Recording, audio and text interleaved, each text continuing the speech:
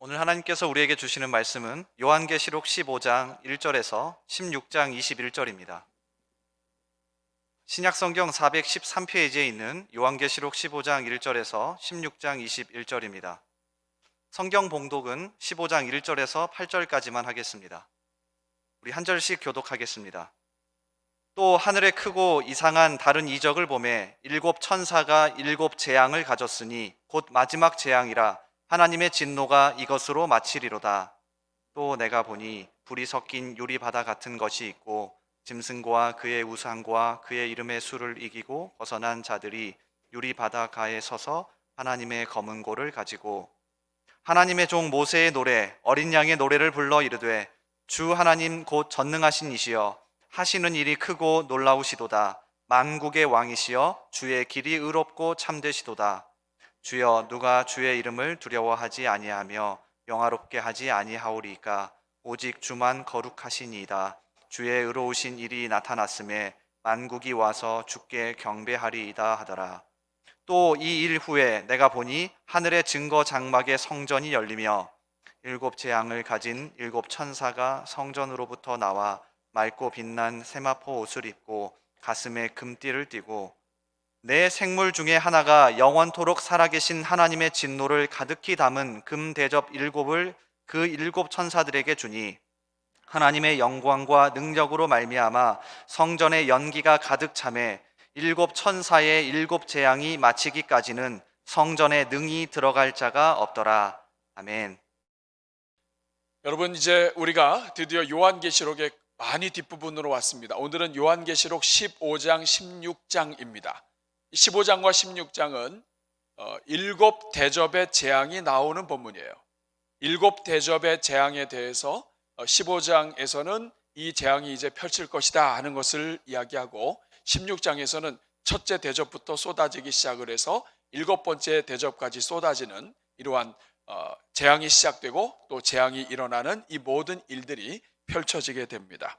오늘 15장 1절에 보면은 하늘에 이상한 다른 이적을 보매 이제 일곱 재앙을 가졌는데 이것이 마지막 재앙입니다.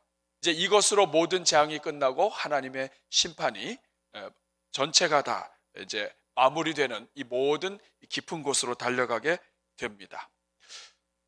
그런데 이 일곱 대접의 재앙은 이 앞에 나왔던 삼중 재앙이라고 그랬죠. 일곱인은 이제 인을 떼어서 종말의 심판이 있는 것을 비밀을 알려주는 역할이라 한다면 일곱 나팔을 통해서 경고하는 의미가 있다면 이제 이 일곱 대접은 이제 쏟으면 끝나는 거예요. 대접 우리 흘리면 주워 담을 수가 없습니다.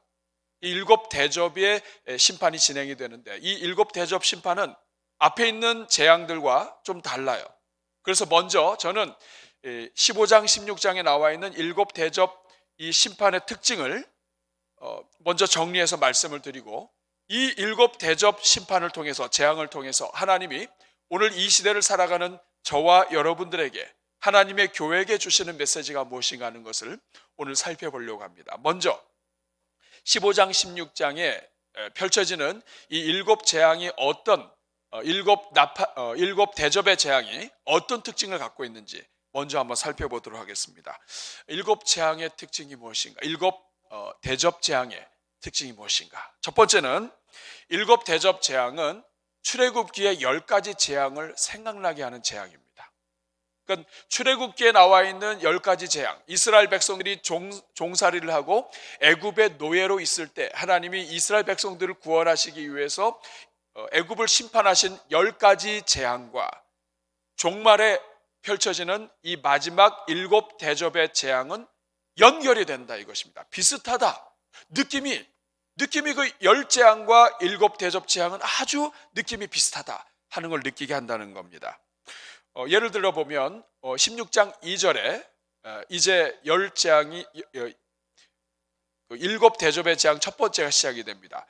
첫째 천사가 가서 그 대접을 땅에 쏟습니다. 그랬더니 무엇이 재앙으로 나타났냐 하면 악하고 독한 종기가 나타납니다. 따라하겠습니다. 악하고 독한 종기.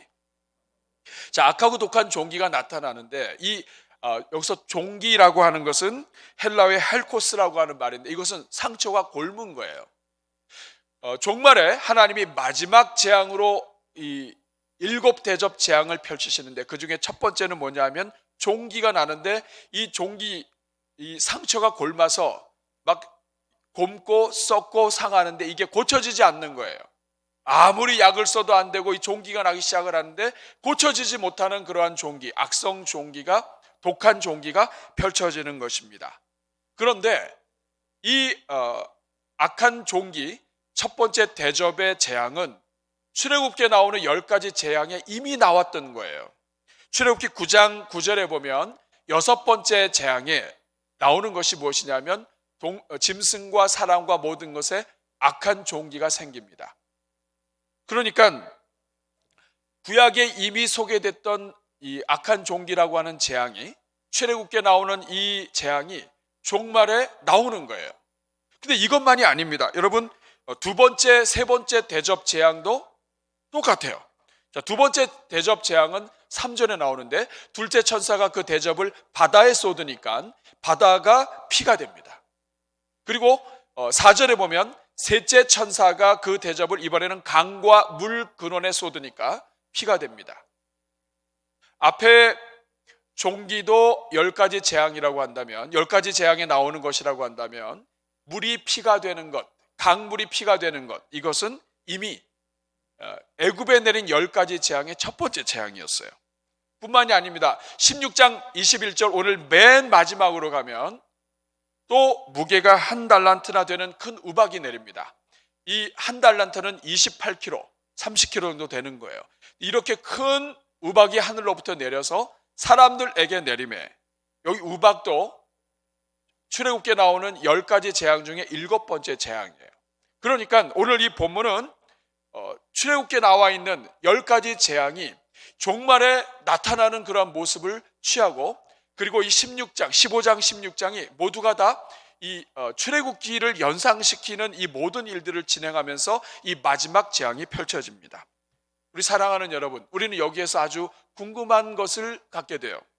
하나님은 좀 새로운 재앙 주실 수 있는 분 아닌가요?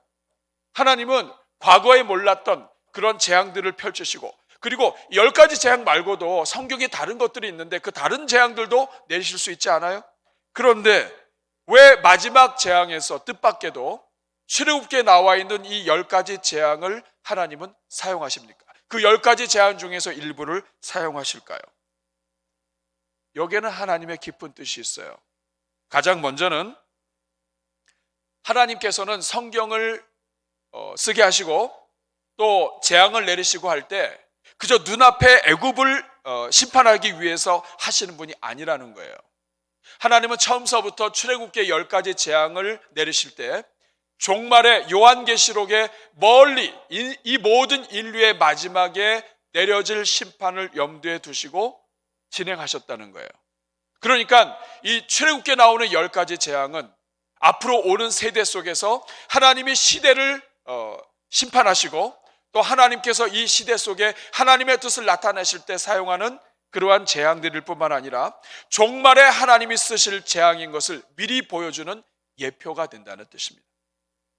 그리고 이것을 뒤집어서 이야기하면 하나님께서는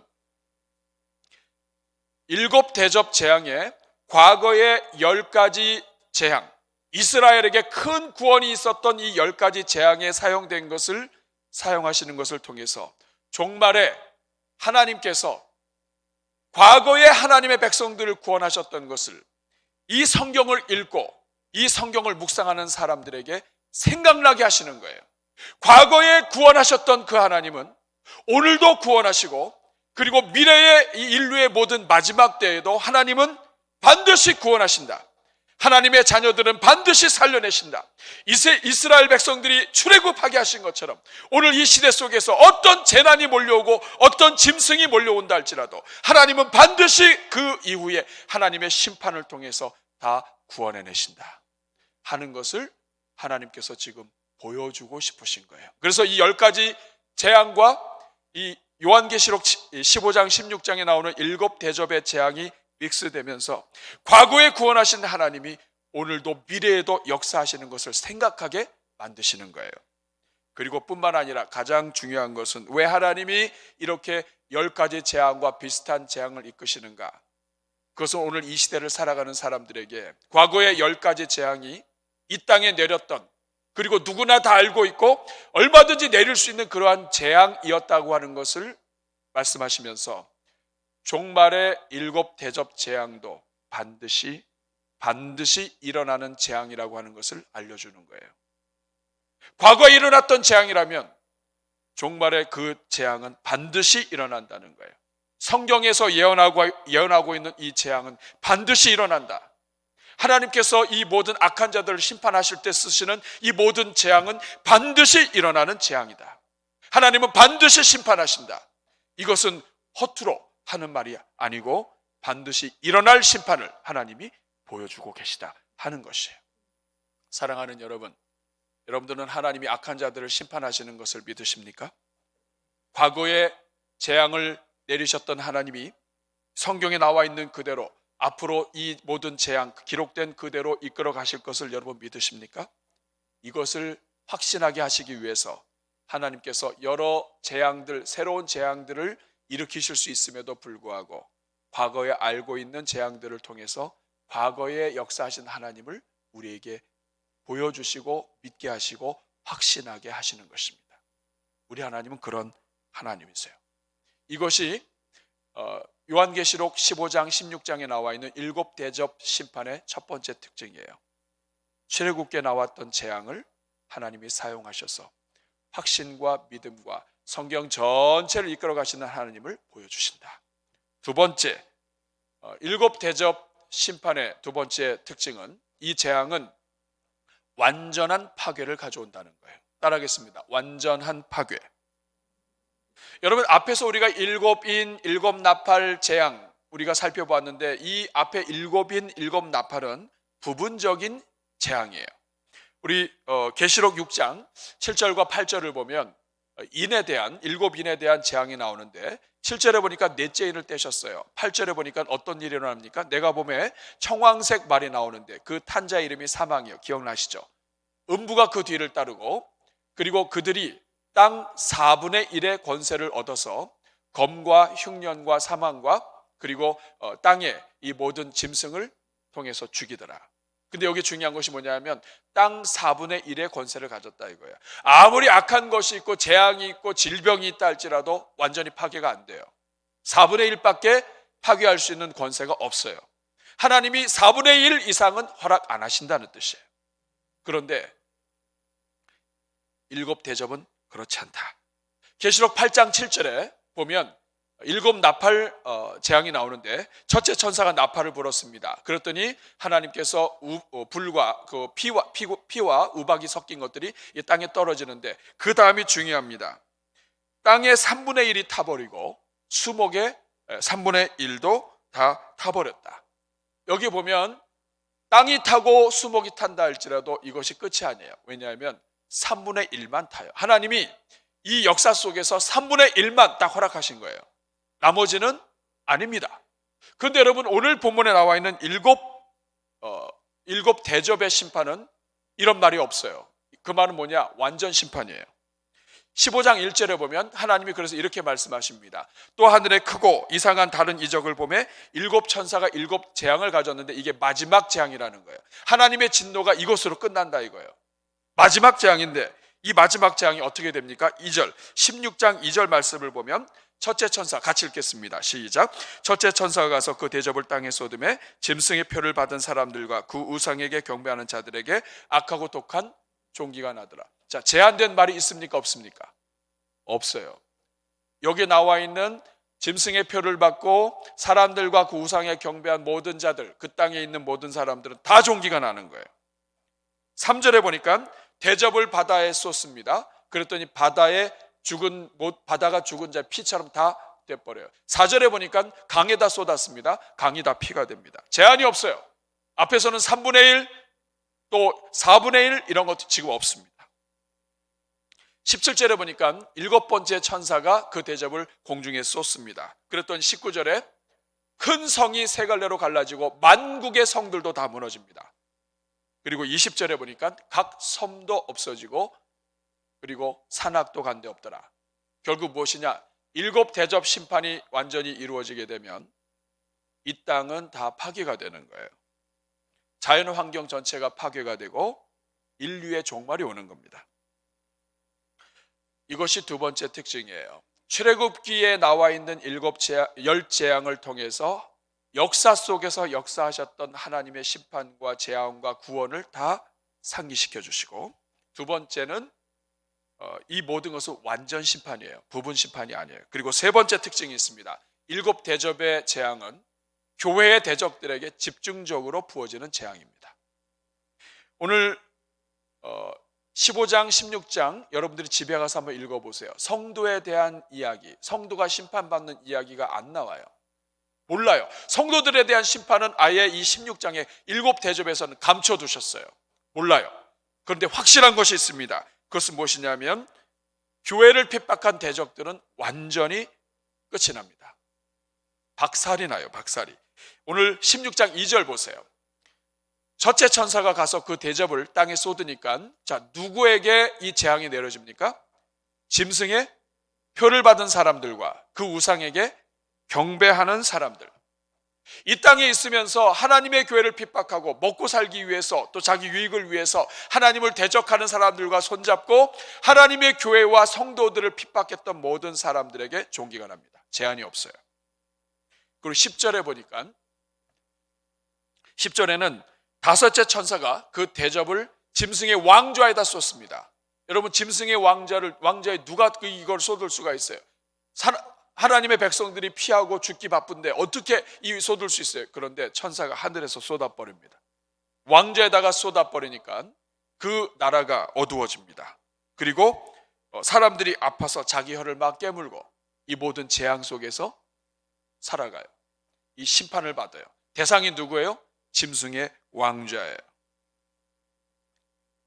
분명한 사실은 교회를 대적하고 하나님의 성도들을 핍박했던 모든 자들은 이 마지막 7 대접 심판에서 끝나는 거예요.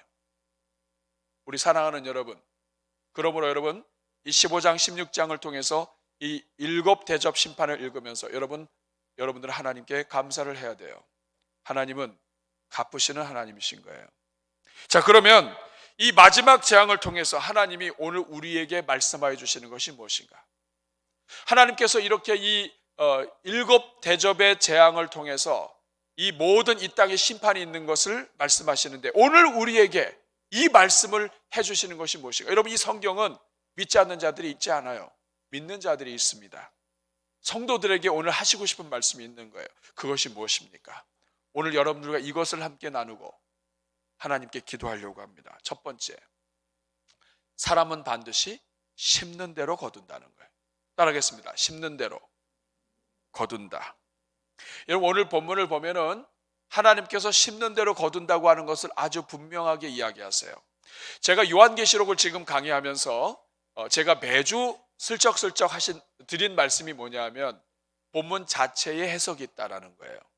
요한계시록 읽으면서 이단이 많이 나오고 또 문제가 많이 생기는 이유는 본문 자체를 잘 읽으면 해석이 있는데 자기 생각대로 해석을 하고 멋대로 해석을 해서 사람을 꼬인다고요. 오늘 이것도 마찬가지입니다. 심는 대로 거둔다, 제가 말하는 것이 아니에요. 오늘 본문은 잘 보세요. 16장 2절 우리가 벌써 여러 번 읽었습니다. 누가 독한 종기가 납니까? 짐승의 표를 받은 사람들, 우상에게 경배하는 자들. 하나님이 기뻐하지 않는 것을 알고도 하나님의 선지자들이 이 부분에 대해서 복음을 전하는 것으로 이 부분에 대해서 하지 않도록 권면해도 끝까지 자기 유익을 위해서 짐승에게 경배하고 짐승의 표를 받은 모든 사람들은 자기가 선택한 그 결과 종기가 나는 거예요. 10절도 마찬가지입니다. 짐승의 왕좌에 쏟으니까 그 나라가 어두워집니다. 아무리 이 땅에서 왕좌를 만들고 든든한 것을 만든다 할지라도 하나님의 심판이 임하면 다 무너지는 거예요. 다 어두워지는 거예요. 저는 여러분들이 끝까지 빛의 성도로 은혜의 삶을 살 수 있게 되기를 주님의 이름으로 축원합니다. 여러분, 그러면서 이 앞에 이 내용이 나오면서 자체적으로 해석을 해줘요. 5절과 6절에 하나님이 친히 해석을 해주십니다. 5절, 같이 읽습니다. 시작. 내가 들으니 물을 차지한 천사가 이르되 전에도 계셨고 지금도 계신 거룩하신 이여 이렇게 심판하시니 의로우시도다. 여기에 보면 물을 차지한 천사가 누구냐면 첫 번째 재앙이 일어나서 악한 독한 그 종기가 나서 사람들이 막 고통을 받고 있습니다. 그러면서 둘째 천사, 셋째 천사가 대접을 쏟아서 바다가 피가 되고 물과 모든 이 땅의 강이 다 피가 됩니다. 그 다음에 5절이에요. 내가 들으니 물을 차지한 그 천사가 선포하는 거예요. 전에도 계셨고 지금도 계신 거룩하신 이여 이렇게 심판하시는 것이 의로우십니다. 이렇게 심판하시는데 특별히 짐승에게 경배하고 우상을 섬겼던 모든 자들에게 이렇게 심판하시는 것이 의롭다는 거예요. 왜요? 6절 말씀 같이 읽겠습니다. 시작.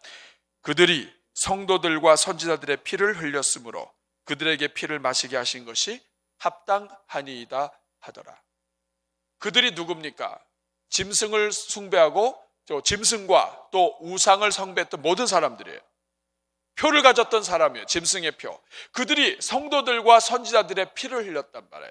여기서 우리가 알 수 있는 게 있어요.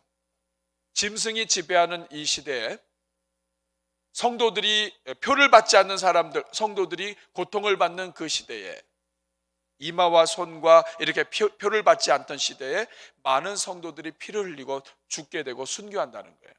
그런데 하나님은 그거를 그냥 내버려 두지 않는다 이거예요.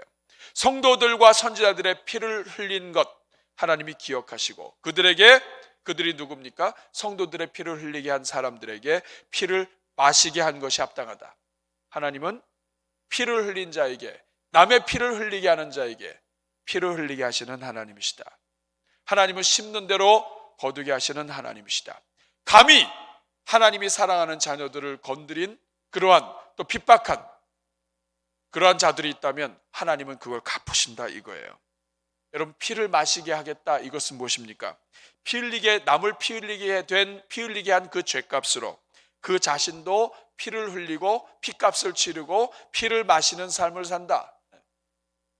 피를 마신다는 것은 얼마나 피를 흘려야 이 마신다고 할 수 있겠어요? 피 속에서 산다는 뜻이에요. 그리고 이것이 의롭다. 왜? 그들은 남의 피를 흘리게 한 사람이기 때문에, 더군다나 의인의 피를 흘리게 한 사람이기 때문에 하나님은 피를 흘리게 하신다는 거예요. 우리 사랑하는 여러분, 저는 이 말씀을 읽으면서 이 말씀이 떠올랐어요. 긍휼이 없는 자에게는 긍휼이 없는 심판이 있다는 것.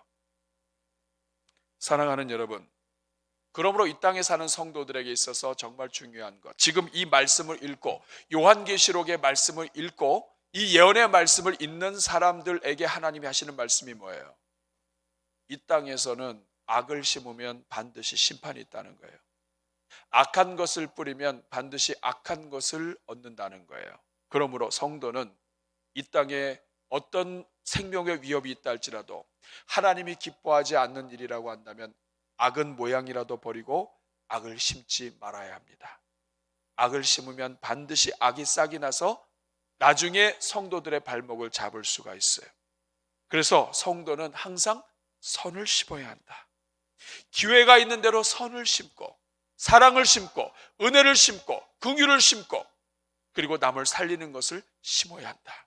이것이 오늘 성도들에게 주는 첫 번째 메시지예요. 여러분, 심는 데는 두 가지가 있습니다. 하나는 이렇게 뿌리는 것도 심는 거죠. 막 뿌리는 거예요. 우리가 다른 사람에게 사랑도 또 친절도 이 모든 것들을 다 뿌려요. 누군지 몰라요. 그렇지만 뿌리는 거예요. 착한 말을 하고 축복의 말을 하고 다 뿌리는 거예요. 저는 여러분들이 선한 일을 많이 뿌리는 주의 종들 되기를 바랍니다. 뿌리는 거예요. 여러분, 우리의 과거는 우리가 어떻게 할 수 없어요. 우리의 과거는 다 지나갔다고요. 과거에 우리가 뿌려놓은 것 때문에 고생하는 거 아니에요? 과거에 심어놓은 미움 때문에 오늘 우리가 고통받는 거잖아요. 과거에서 우리가 뿌렸던 건 어떻게 할 수가 없어요. 우리가 부모가 뿌렸던 건 또 어떻게 할 수 없어요. 우리 나라 이민족이 뿌렸던 건 또 어떻게 할 수 없어요. 지금 우리 대한민국이요, 자꾸만 얽매는 게 뭐냐면 과거에 우리 선조들이 뿌렸던 거 가지고 자꾸 싸우는 거예요. 과거에 여러분, 그거 어떻게 해요? 그거를 과거에 뿌린 거를 역사를 돌이킬 수도 없잖아요. 오늘 중요한 것은 뭐냐면 그 과거에 뿌린 것 때문에 자꾸 그거를 가지고 집중하기보다 오늘 우리 대한민국이 오늘 뿌려야 되는 거예요. 오늘 선한 것을 뿌리고 은혜를 뿌리고 사랑을 뿌리고 진리를 뿌리고 이렇게 뿌릴 때 역사가 일어나는 줄로 믿습니다.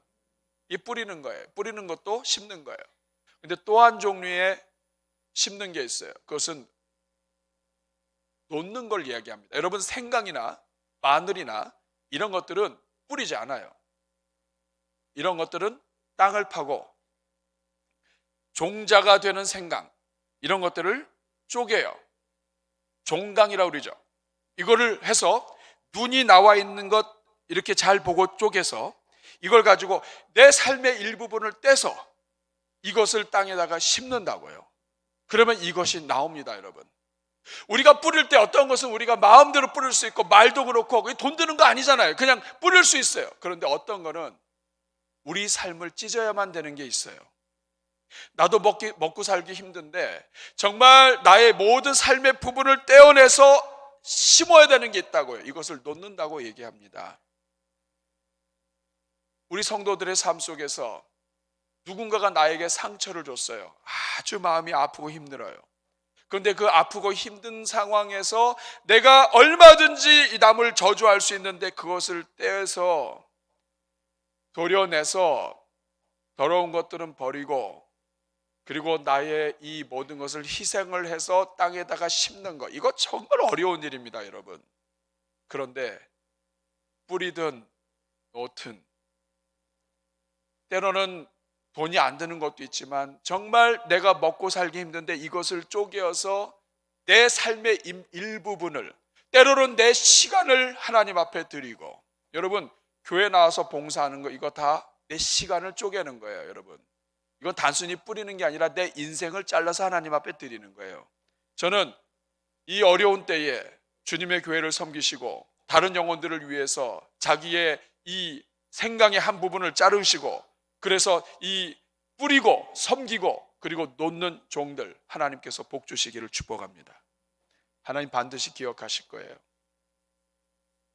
말로 하는 건 쉬워요.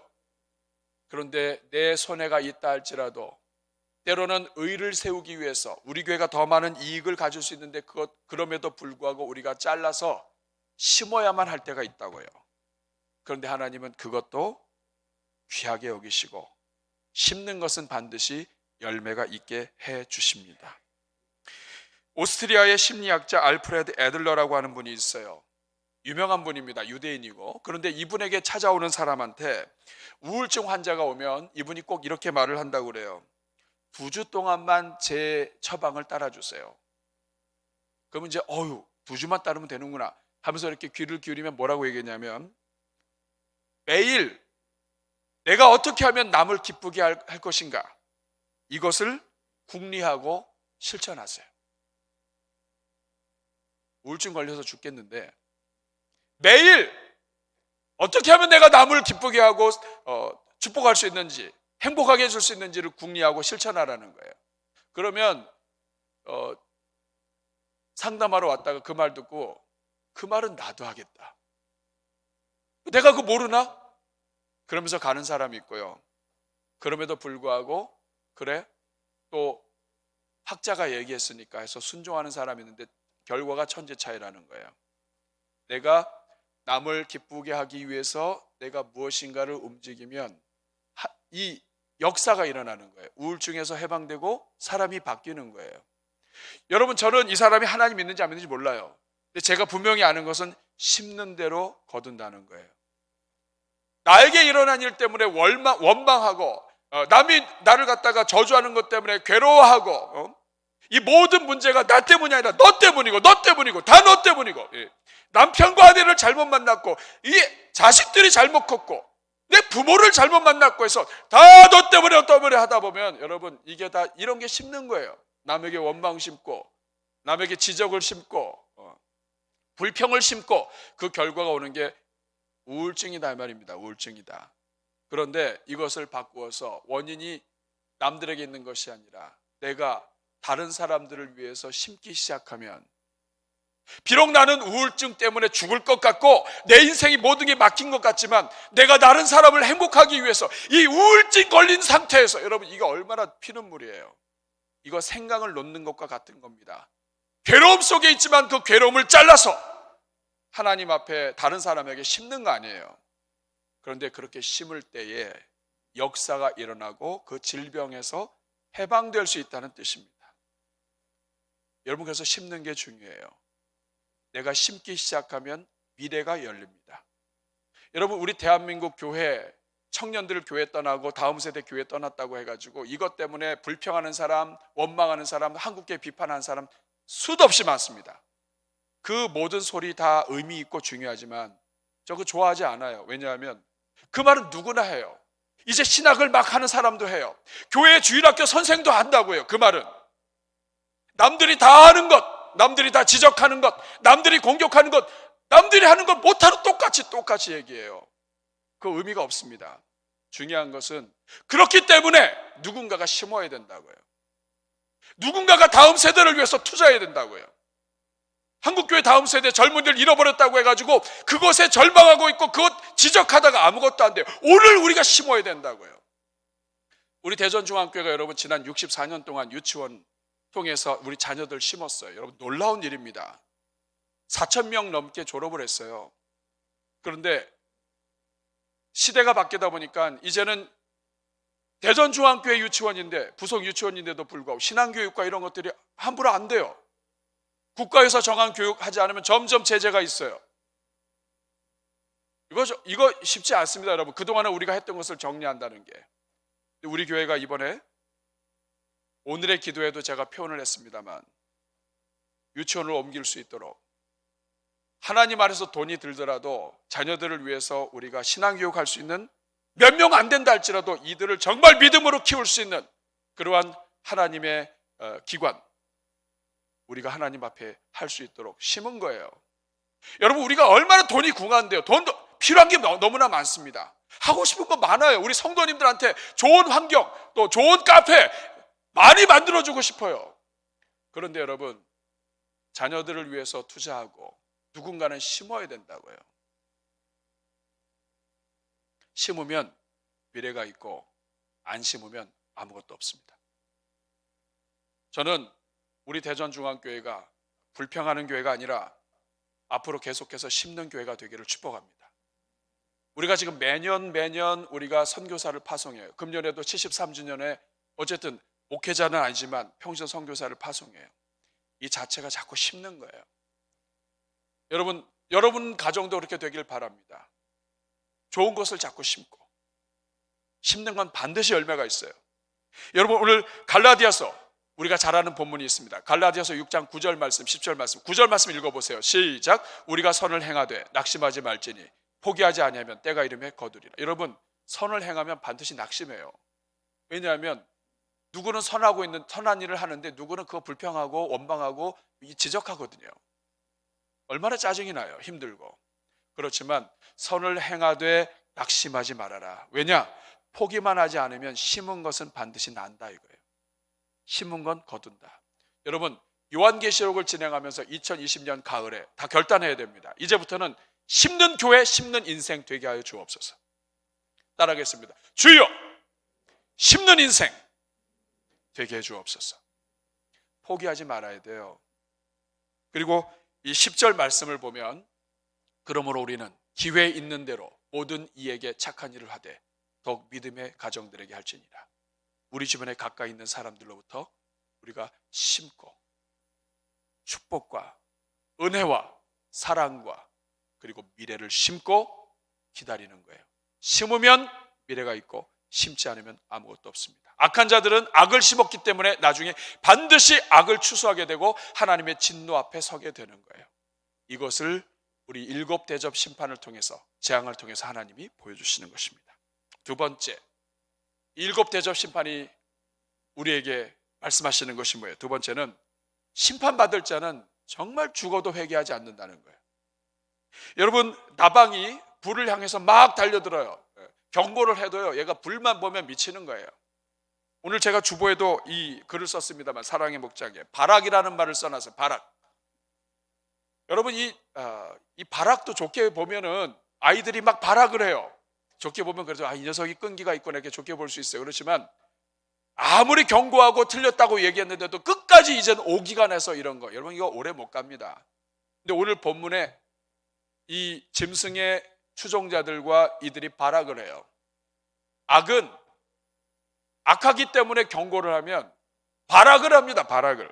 한번 보세요. 8절에 보니까 넷째 천사가 그 대접을 땅 해에다 쏟았습니다. 그랬더니 해가 권세를 받아서 막 사람들을 불태워요. 이것은 종말에 온난화가 되고 더워지고 그리고 너무 뜨거운 것 때문에 불타는 일들이 일어난다는 거예요. 이게 원자폭탄이 됐든 뭐가 됐든 어쨌든 이 땅에 열기가 가득해서 막 탄다는 뜻입니다. 9절에 보니까 사람들이 크게 태움에 태워졌어요. 그랬더니 그러면 두려워하면서 하나님 앞에 나와야 되는데 그렇지 않아요. 이 재앙을 행하시는 권세를 가지신 하나님의 그 이름을 비방하고 회개하지 않아요. 이게 한 번이 아닙니다. 그 다음에 나오는 10절도 보세요. 다섯 번째 천사가 대접을 쏟았습니다. 막 어두워지고 사람들이 아파요. 11절에 보니까 아픈 것과 종기로 말미암아 하늘의 하나님을 비방하고 회개하지 않습니다. 이들의 특징은 끝까지 비방해요. 끝까지 하나님을 욕해요. 그리고 끝까지 자기 책임이 없고 하나님 때문이라는 거예요. 그리고 회개하지 않습니다. 12절부터는 여섯 번째 천사가 대접을 쏟았더니 유브라데 강이 다 말라서 이 강이 마르니까 사람들이 다 왕래할 수 있게 돼요. 그러면 모두가 다 함께 모여서 회개해야 되는데 회개가 아닙니다. 왕들의 세력을 모아요. 13절에 보니까 개구리 같은 더러운 영들이 나와요. 14절에 보니까 이게 누군지 알려줍니다. 귀신의 영이에요.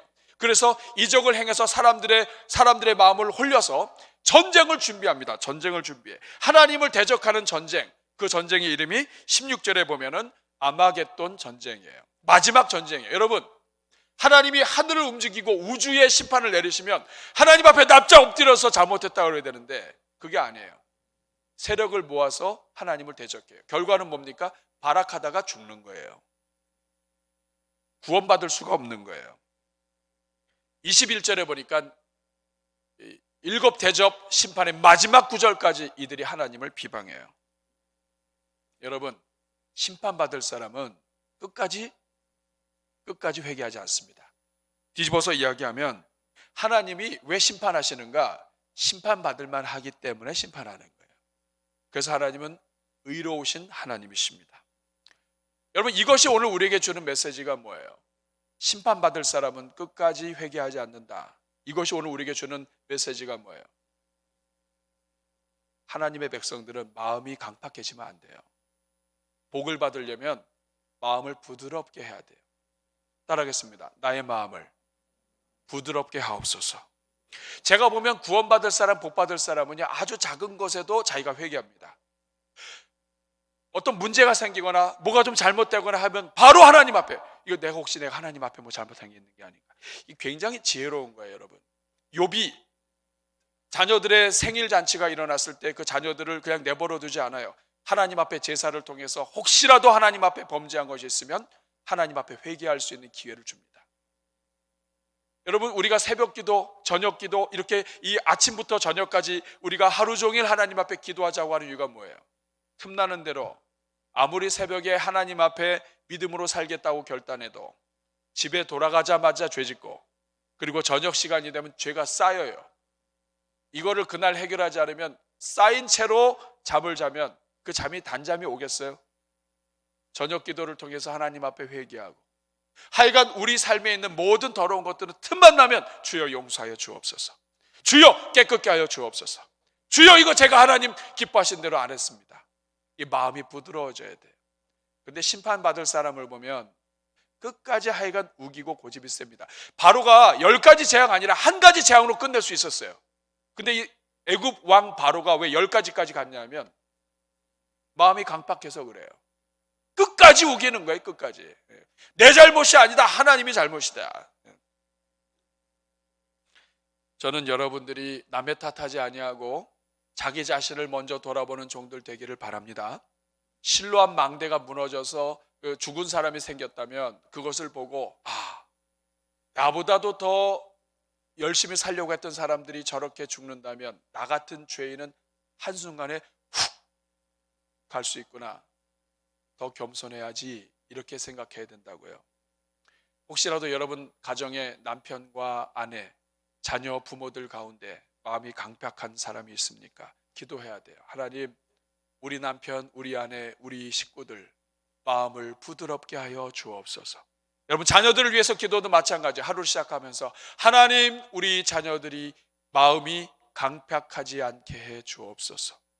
고집이 세지 않게 하시고 완고하지 않게 해 주옵소서. 하나님이 말씀하시면 아멘으로 받을 수 있는 열린 마음 주옵소서. 이거 굉장히 중요한 기도입니다. 저는 아무쪼록 우리 모든 성도님들 날마다 부드러운 마음으로 하나님 앞에 서서 하나님의 은혜로 회개할 것 회개하고 하나님 앞에 늘 정결하고 거룩하게 자신을 유지하는 주의 종들 되기를 바랍니다. 오늘 한 가지 더 있습니다. 이 7 대접 심판을 통해서 하나님이 우리에게 말씀하시는 세 번째는 순교자의 피가 하나님의 응답을 불러온다는 거예요. 좀 더 다른 말로 이야기하면 순교자의 삶이, 순교자의 정신이, 순교적 삶이 응답을 가져오는 지름길이다. 여러분, 지금 계속 16장에 대한 말씀을 했는데 가장 중요한 15장에 대해서는 제가 이야기를 안 했어요. 지금 말씀드리려고 그래요.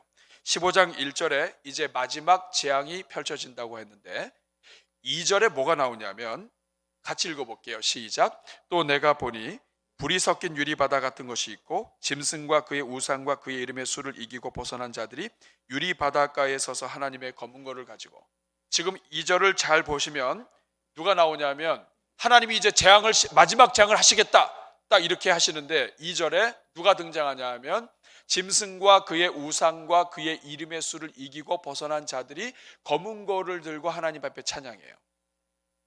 여러분, 이거 굉장히 잘 보셔야 돼요. 누가 하나님을 찬양합니까? 짐승과 그의 우상과 그 이름의 수를 이긴 사람들이에요. 이들이 누군지 아세요? 앞에 짐승들이 일어나서 온 세상을 판을 칠 때에 이들의 짐승 때문에 죽은 자들을 이야기합니다. 두 종류예요.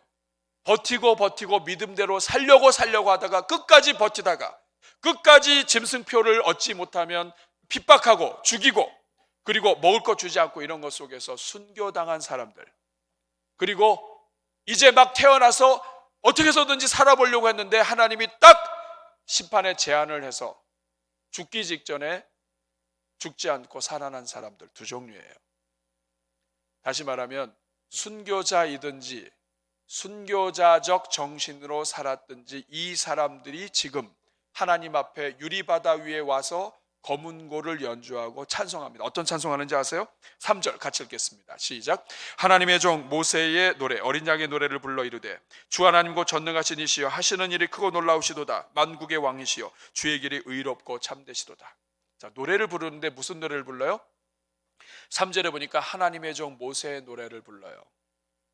여기에서 우리는 느낌이 옵니다.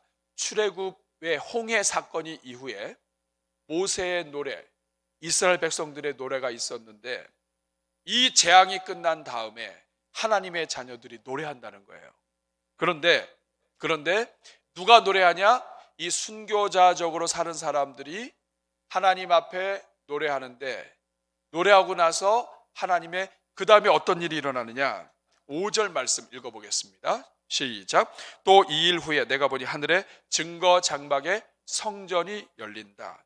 증거 장막은 하늘 보좌에 있는 하나님의 처소예요. 그런데 이 하나님의 처소로부터 성전이 열린다. 이 말은 뭐냐면 하나님의 심판이 거기서부터 오는 거예요. 그래서 6절에 보면 7 재앙을 가진 7 천사가 성전으로부터 나와요. 자, 이것을 정리해 드릴게요. 하나님이 심판을 외치셨어요. 말씀하셨어요. 근데 하나님이 보여주시는 게 뭐예요? 짐승으로부터 순교자적인 삶을 사람들이 하나님을 찬송해요. 이것은 무엇이냐? 이 땅에 사는 동안에 믿음을 지키고 순교자의 정신으로 사는 사람들은 하나님을 찬송할 수 있는 사람들이라는 것이에요. 하나님은 이 땅에서 순교자적인 삶을 사는 사람들 통해서 찬송받으시고 그 찬송을 올리는 사람들의 그 모든 찬송을 기뻐 받으시면서 증거 장막 하나님의 보좌의 문을 여시고 그리고 그곳에서 하나님의 심판이 나온다는 거예요. 이게 하나의 흐름입니다. 심판은 누구 때문에 땡겨지고 누구 때문에 이루어지는가? 하나님의 응답은 누구로부터 이어지는가? 이 땅에서 순교자적인 삶을 사는 거예요. 사랑하는 여러분,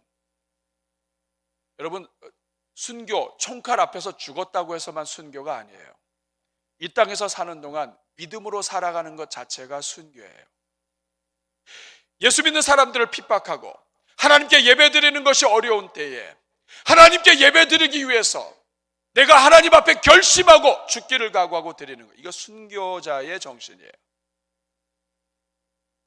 짐승들이 판을 치고 그 속에서 얼마든지 짐승 앞에 표를 받으면 살 수 있지만 그거 거부하고 오늘 내가 굶어도 하나님 앞에 살겠다고 하는 사람들, 하나님을 위해서 살겠다고 하는 사람들은 그 삶 자체가 하나님 앞에 검은 고를 타는 찬송이 된다는 뜻이에요.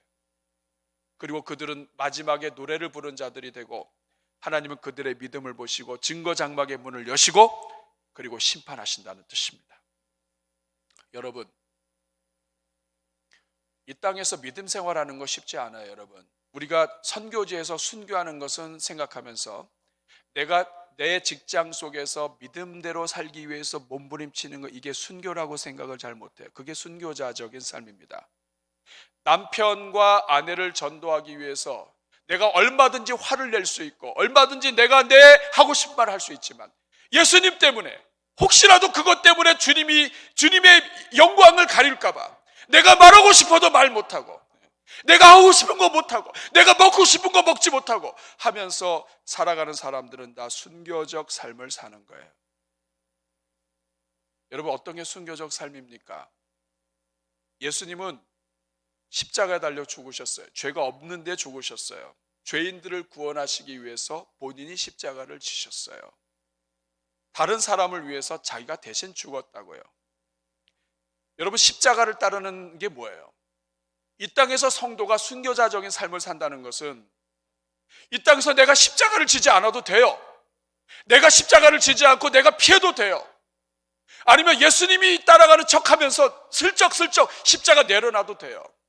그런데 예수님이 십자가를 지셨기 때문에 나도 예수님처럼 살기 위해서 때로는 내가 손해를 본다 할지라도 그 손에 무릅쓰고 예수님 위해서 내 원수가 막 잘되고 내 원수가 막 나를 핍박한다 할지라도 내가 이 세상적인 방법으로 그 사람을 얼마든지 누를 수 있지만 누르지 않고 예수님 때문에, 교회의 영광 때문에, 하나님의 이름이 더럽혀지지 않도록 하기 위해서 내가 오늘 참고, 내가 오늘 죽고, 내가 오늘 십자가에 내 아픔을 묻고 얼마든지 호소할 수 있지만 호소하지 못하고 주님 앞에 나와서 하나님 앞에 울면서 주님이 죄인들을 위해 죽으셨기 때문에 저도 죄인들을 위해서 죽습니다.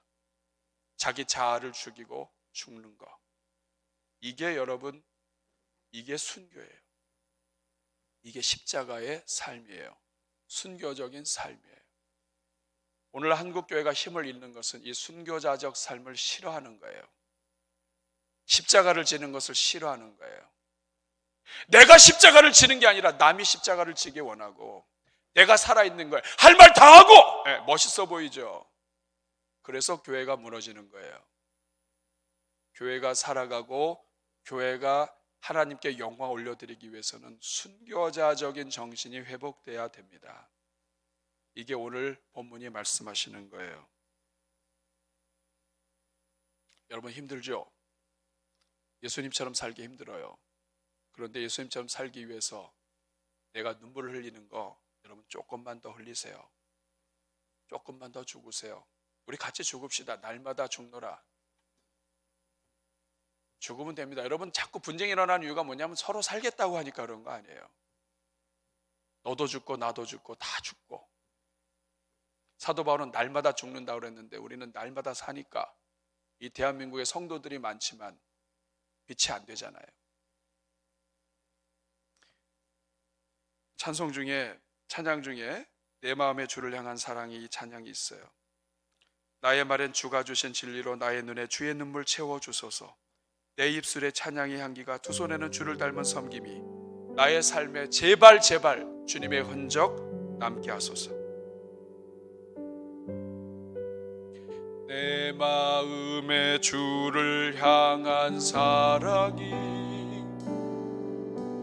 나의 말에 주가 주신 진리로 나의 눈에 주의 눈물 채워주소서.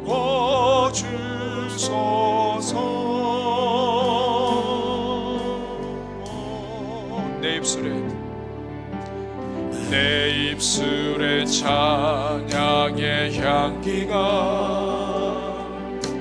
두 손에는 주를 향한 섬김이 나의 삶에 주의 흔적 남게 하소서. 하나님의 사랑이 영원히 함께하리. 하나님의 사랑이 영원히 함께하리. 십자가의 길을 걷는 자에게 순교자의 삶을 사는 이에게 오 조롱하는 소리와 세상 유혹 속에도 주의 순결한 신부가 되리라. 내 생명 주님께 드리리. 다시 한번 내 생명 주님. 다시 한번 내 사랑 주님께. 내 소망 주님께 드리리.